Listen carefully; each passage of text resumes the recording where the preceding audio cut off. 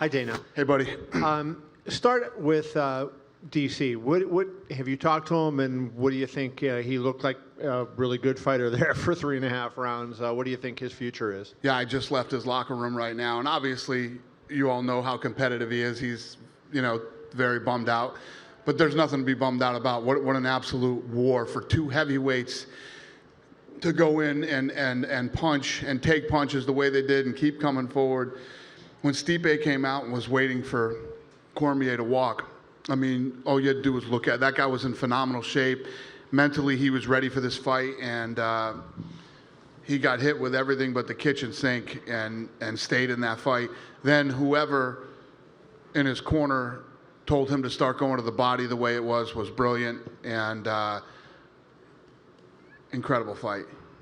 And I don't know what the future is for Cormier. I told him, don't think about whether you want to fight again, you don't want to fight again, any of that stuff. Just relax, go home, spend some time with your family, and we'll talk about all that shit later. I know you said it would kill you to see him leave. Do you think in any way, though, when you look at the way this fight went, I mean, what else is there for him to do? And he fought a brilliant fight tonight. I agree. Is there... Yeah, I don't want to see him leave. I still think he's one of the absolute best in the world. I mean, look at tonight. Stipe is one of the best heavyweights ever. He's got the most defenses. Look at the guys he's beat. Look at the things he's done. And look at the way this fight went tonight. So, but I don't disagree with you either. To go on to Nate Diaz, I mean, it was a phenomenal performance, even if he had fought 10 times since 2016. You're right. But he wins a fight against a very good ex-champion. An unbelievable ex-champion who has looked ridiculous in his last couple of fights. And you have to talk about the layoff. You have to talk about that this kid hasn't fought in 3 years. And he looked a little rough in the first round. Looked like he gassed out at the end of the first round too, and then completely changed his game plan and started to fight his fight.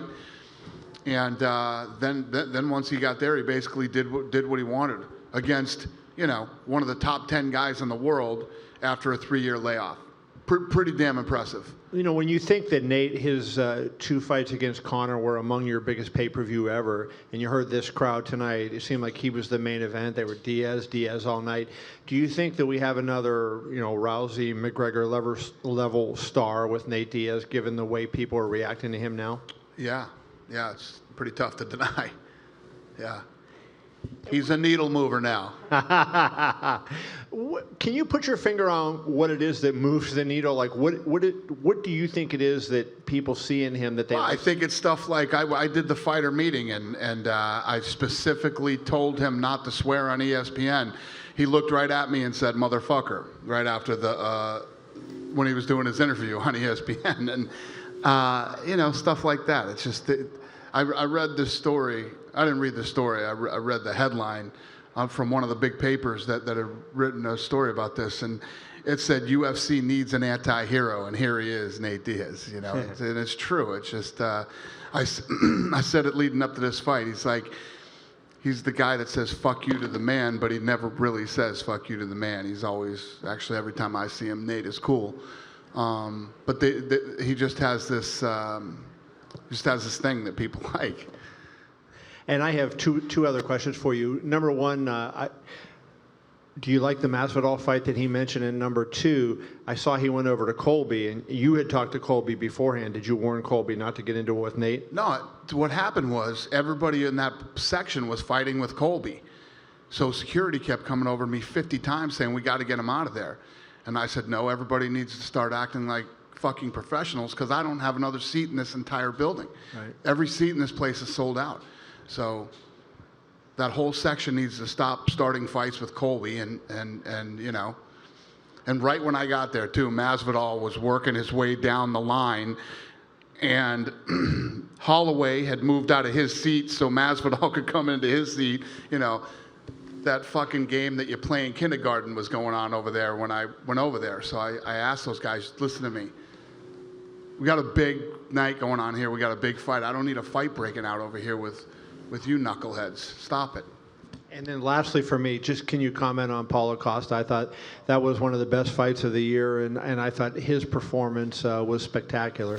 I agree. Going into this, I thought that was going to be fight of the night, and it was. I mean, there's just no way that that's not fight of the night. If you look at the way that Costa fights and the way that Romero fights, it just is impossible for that in a fight not to be good, and it was everything that I thought it was going to be. They're both beast, man. What a performance by both guys tonight, especially when they both got clipped in the first round and both guys were hurt right out the gate in the first round, and then to keep going and going 3 rounds and an absolute war like that is impressive. And then did he just leave here? Is that where it was? No, he didn't. But I just talked to him Costa in the hallway here before I walked in here. He's in a wheelchair. You know what I mean? That's how awesome that fight was. Dana, it seems like the people was kind of little unhappy with the result of that Costa versus Romero. What was your take? What was your score at the end of the fight? With what? Well, they were booing Costa at the end because. Really? What do you think? I was over there dealing with my kindergarten section when that interview was going on, so I didn't hear what was going on. But I had it scored 2-1. I gave Costa the first 2 rounds, and I gave Romero the 3rd round. And then some of the fighters that I talked to that were there tonight had Romero winning 2 rounds and Costa winning 1 round. I think that that's one of those fights that either way it went, I don't think you'd be like, oh my God, this is an absolute robbery. That fight was ridiculous. And I actually thought that in the 3rd round, Romero could have finished that fight a couple times, and when he had him hurt, he would back off and go back to the middle of the octagon, which I thought was weird, yeah. And last one for me. Seems like you don't make plans after the events. You don't know the future of Nate Diaz. I don't want to go on that thing right now. But are you a little bit worried about Diaz? He smokes too much CBD. I don't know. Something could happen, Maybe it's a little bit of THC, but could happen. Maybe what? I mean, I'm half deaf, and I can't. Well, on a drug test, CBD has a minimum of a THC, but maybe in the future, maybe he smokes too much of that CBD thing. Yeah, the CBD that he smoked on Wednesday. Oh, CBD, yeah. Well, hopefully it was almost nothing, but still. Hopefully it was CBD, yeah. I don't know what was in there, but we're gonna find out real soon. Okay, that was me. Thank you. Yeah, thank you. Dana, right here. And then you asked me, I didn't answer your question about Diaz versus Masvidal. I mean, who wouldn't want to see that fight? I think everybody would want to see that fight. So I don't know. We'll see how that stuff plays out. Go ahead. Do you think tonight's performance by Stipe coming back, regaining the title, does this solidify him as the best heavyweight ever? Yeah, I guess so. Yeah, and I mean, if Daniel does decide to retire or do whatever, do you see Francis Ngannou as like the top guy in that division? Well, I think that right now we'll have to see how this thing plays out. What Daniel Cormier wants to do. Does he want the trilogy fight? Does Stipe want Francis? Does Stipe want to give him the trilogy? I don't know. There's a lot of different ways it could go. We just got to take time. That's why. I mean, to talk about what will happen in that division right now is impossible. I mean, you don't know what Daniel's going to do. You don't know what Stipe wants. Do you think this loss for Daniel, though, effectively kills the potential of any John Jones fight again, though? I have no idea. Yeah. And you mentioned Colby there. He got quite a reaction when he walked into the arena. Yeah. Haven't really heard anything like that. What do you make of that when you just hear, there's a fight going on, a good fight, and everyone's chanting, F you, Colby, Colby sucks? I just talked with Kevin last week. If you look at me and Kevin were talking about, I don't remember what we were talking about, but something to do with Colby, and everything this kid did in the last fight trended off the charts. So, yeah, he's pretty unpopular yet popular. Do you know how Kamaru Usman's doing? Are we potentially going to get that fight, in the next few months, Colby and Usman? Yeah, it'll happen before the end of the year. And just one other champion I wanted to ask you about. Henry Cejudo told me yesterday that his next fight would be announced tonight, and that doesn't seem like it happened. Is there anything in the works with Henry, or was he just speaking? He's saying a lot of crazy shit lately. Put that on the list. But we did see him next to Faber on the broadcast, and they were sitting next to each other, right? Is there something happening there? Or? No. No. Okay. No. Dana, right in the middle. From the sellout to the gate record to all the digital trends, I think that there's a lot of people that are expecting that this is probably going to be the biggest card so far of the ESPN Plus era. What have you heard from your partners at ESPN about this? I was sitting next to the president of ESPN all night, Jimmy Pitaro. Tonight killed it. Tonight was a really, really big night for them. Yeah. And this week, not just this night. I mean, the numbers that they were pulling, and it was a really big week, not just night. But yeah, everybody's happy tonight. And then a little bit off topic, but there was a news announced recently that MMA is going to be legalized in France starting in January. Have you guys started to move into that market? And is there some idea that you guys want to sort of have the first big MMA event there? Yeah, well, we've been working on that place for a long time, and we finally got it done. And I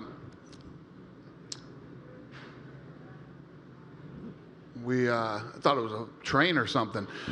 We finally got it done. Who knows if we'll be the first ones in there, but we'll go. Dana, so Costa obviously is pretty banged up after that fight, and he did say even if he weren't so banged up, he had some lingering injuries and would rule himself out as a potential backup for UFC 243. Yeah, he couldn't. Not only how banged up he is right now, I don't know if he could make the weight again that fast. You know what I mean? Did you have anybody in mind as a potential substitute fighter in case the worst happens again with Robert Whittaker main eventing in Australia? Why are we talking about this? This is really negative. I don't even want to talk about this. I don't even want to think about this. Yes, we have all those things in place, but we won't need them. Okay. Any names you want to drop for that? Nope. I don't even want to talk about that. You're a mean guy. No, I'm really a nice guy. Yeah, you are. But all right, so one other question. This is a little more positive. So we did hear some rumblings about Darren Till versus Kelvin Gastelum. Is that something that's in the works? Can you confirm that? I can't even remember. Are we talking about that? No. Yeah, no. I didn't think so. Dana over here, not to push too much on the idea of backups, but you obviously have the big event in Abu Dhabi. You had Tony Ferguson here in the crowd. Was there any talk about We're not having him talking ready? about backups, man. No backups. We're not talking about backups tonight. No backups. We won't need a backup. Secondly, of course, the big pay-per-view coming up at MSG, that kind of gets the fall rolling, I think, to a lot of people. Any idea when we might hear about a main event for that card in November? Soon. Yeah, we're working on stuff for that one soon. We'll have that. What is it? We'll have that. We'll have that in place in the next couple weeks. Thank you. Hey, Dana, down here is your right.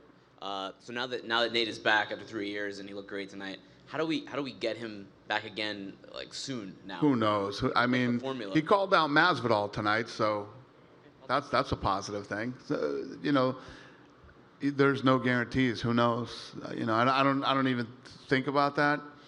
I go on to what's next. You know, I'm going to China next, and straight from there to Abu Dhabi, and then all these other cards that we got to get together. That'll either play out and happen or not. I can't think about that stuff. Speaking of China, there's that conflict going on with China and Hong Kong. Yeah. And Shenzhen, where you guys are going to be in 2 weeks, is kind of very much at the center of that. Any concerns? Yeah, it's definitely messing with the event and definitely making it even more challenging. But me personally, I'm so excited for that fight, and it's such an important fight. Not just for that division, but for both countries. If Weili Zhang can win and become a world champion, it's a huge deal for China.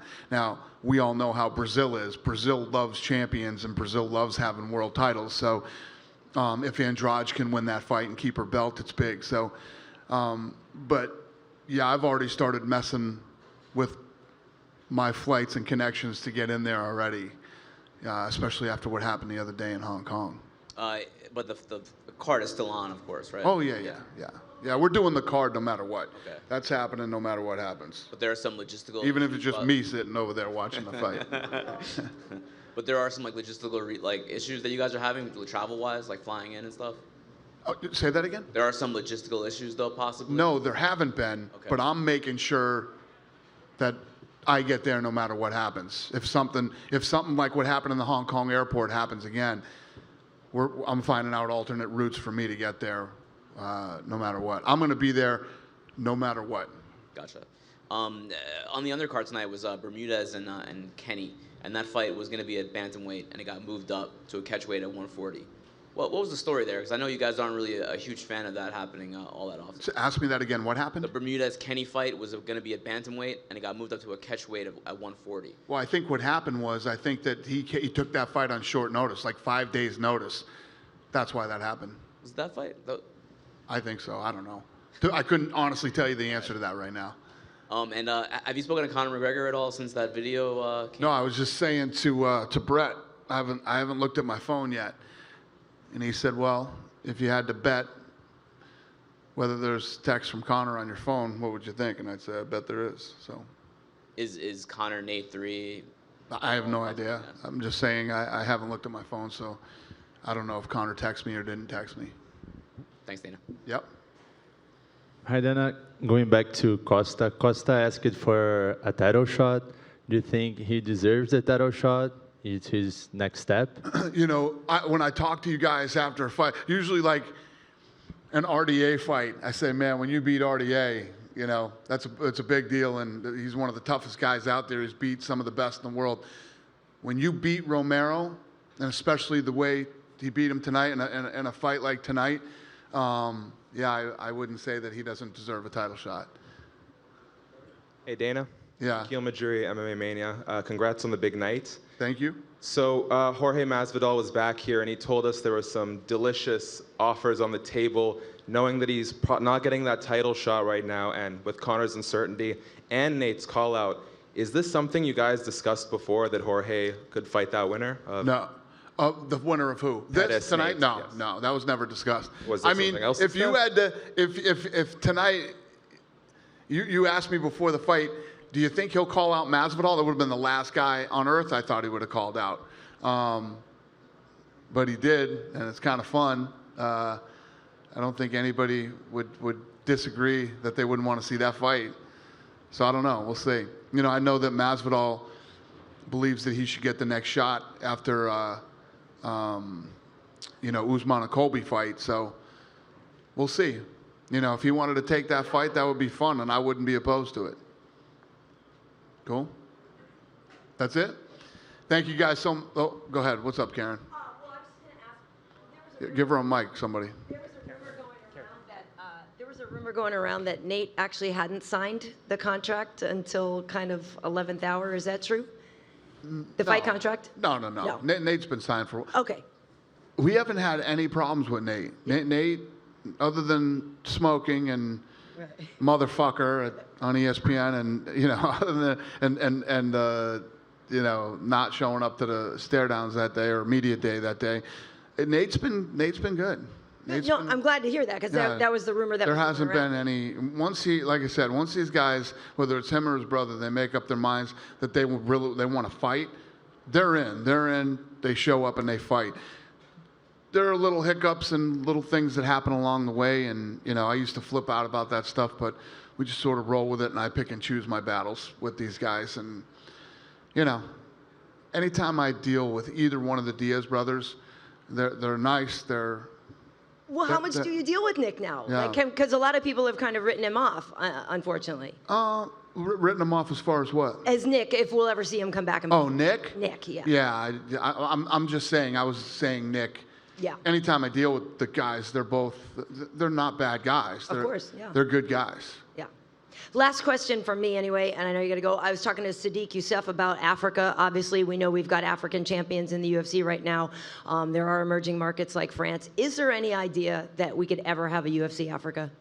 Yeah, and actually, what's crazy, and most people might not know this, but the sport has been big in Africa for a while. I mean, that's why these guys are popping up, because we had a television deal in Africa for a while, and then you know, they have another organization over there, EFC. EFC, yeah. That's what it is. EFC, that's pretty popular and does well, and you know, between those two things, it helped build a market there, and Real. So the answer is yes. The long-winded answer to your question is yes. But it would maybe be in a place like now. Morocco. I don't know. Yeah. You know, I'm just saying there is a market there. It is real, and yes, we can and probably will do a fight there. Cool. Yeah. Cool? Thank you, guys. Have a great night. Have a safe trip home.